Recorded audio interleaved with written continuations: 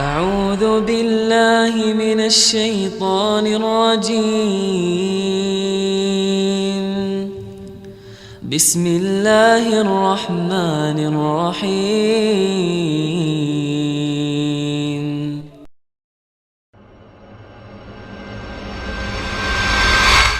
Hadirin hadirat yang dirahmati Allah Subhanahu wa taala.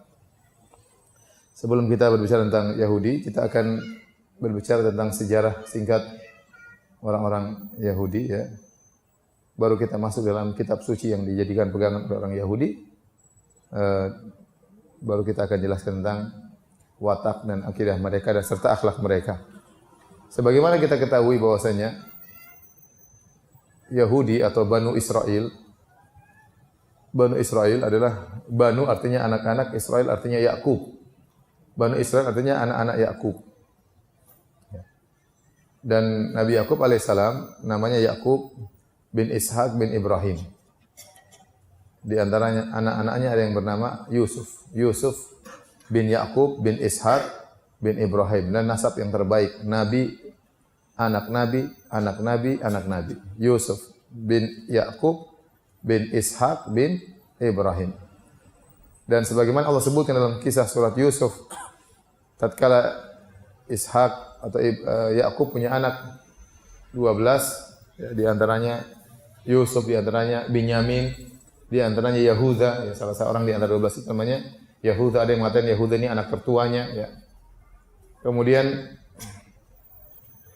10 orang dari anak-anaknya cemburu kepada Nabi Yusuf alaihissalam. Sehingga cerita Nabi Yusuf akhirnya dibuang dan akhirnya menempuh berbagai macam ujian sampai akhirnya menjadi seorang menteri pembesar di kota Mesir.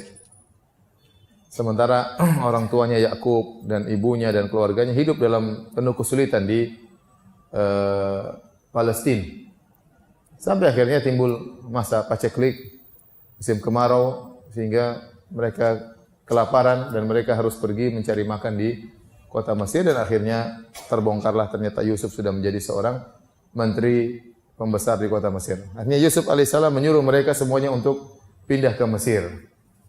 Maka berbondong-bondonglah mereka meninggalkan Palestina, tinggal di Mesir di zaman hidupnya Nabi Yusuf alaihissalam sebagai bendaharawan kerajaan Mesir.